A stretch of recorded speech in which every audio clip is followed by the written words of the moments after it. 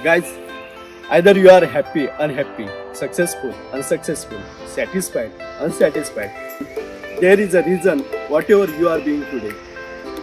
If you want to find a reason of your unhappy life, you should align with nature.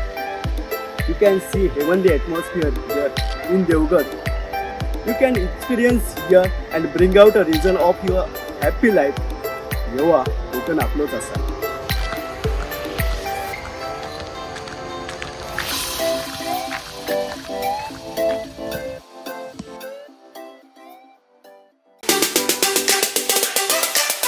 पण आज माझ्या हातामध्ये एक पत्र आहे.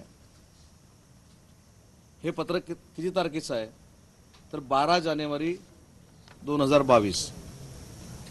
आज जे सकाळचे पत्रकार परिषद घेत आहेत, जे या प्रकल्पाला विरोध करतायत, त्यांनीच हे पत्र दिल्लीमध्ये सन्माननीय पंतप्रधान महोदयांना लिहिलेलं आहे. माजी मुख्यमंत्री उद्धवजींचं हे पत्र आहे आणि या पत्रामध्ये काय म्हटलंय ते सगळ्यात महत्त्वाचं आहे. त्या पत्राची कॉपी मी आपल्याला देणार आहे सगळ्यांना. या पत्रामध्ये त्यांनी असं म्हटलेलं आहे की बारसूमध्ये 1300 एकर जमीन आणि नाट्यामध्ये 2144 एकर जमीन ही रिफायनरीसाठी आम्ही देऊ शकतो.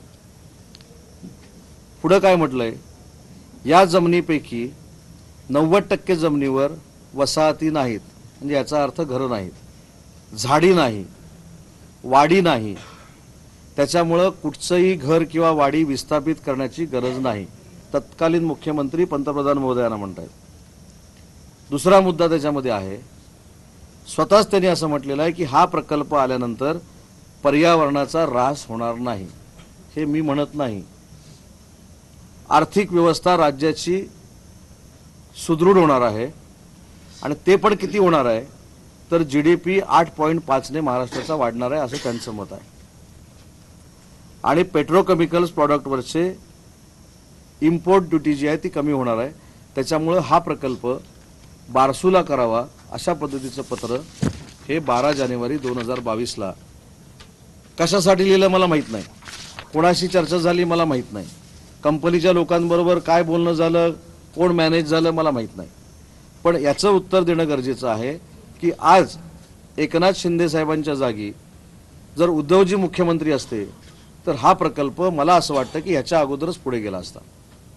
आज आम्ही शेतकऱ्यांशी चर्चा करतोय, शेतकऱ्यांना समजून घेण्याचा प्रयत्न करतोय.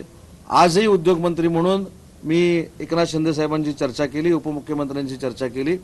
शेतकऱ्यांचे सगळे गैरसमज दूर केले जातील, कुठचाही गैरसमज आम्ही शिल्लक ठेवणार नाही.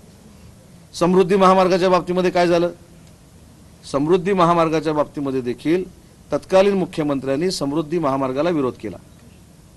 त्याच्या सभा देखील झाल्या. त्या सभा झाल्यानंतर मला आनंद वाटतो की त्यावेळेचे नगरविकास MSRDCचे मंत्री विद्यमान मुख्यमंत्री एकनाथजी शिंदे साहेब होते.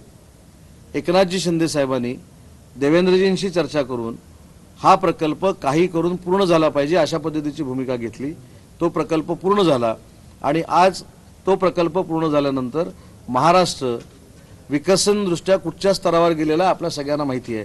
पण तो झाल्यानंतर त्याचं उद्घाटन करण्याचा मात्र काहींनी घाट घातलेला होता, पण दुर्दैवाने ते शक्य झालं नाही. तसंच हे आहे. माझी भूमिका ही आहे उद्योगमंत्री म्हणून, मला कुठच्याही पक्षाच्या लोकांना दोष द्यायचा नाही. राष्ट्रवादी काँग्रेस पक्षाच्या लोकांनी काही ट्विट केलंय ते गैरसमजत नाही. आता देखील त्या ठिकाणी महिला आंदोलन करतायत असं त्याच्यामध्ये आहे. आता कोणी तिथं आंदोलन करते नाहीत, आपण देखील माहिती घ्यावी. आणि मगाशी देखील मी सांगितलं की अनावधानानं प्रशासनाकडनं जर चौथा स्तंभाचं काही अपमान झाला असेल, अवमान झाला असेल तर पालकमंत्री यांना तर मी दिलगिरी व्यक्त करतो. आमचे दिवसभरातले सर्व अपडेट्स, ताज्या घडामोडी आणि थेट लाईव्ह पाहण्यासाठी सबस्क्राइब करा, लाईक करा कोकणचं नंबर 1 महा चॅनल कोकणसाद लाईव्हचं YouTube चॅनल.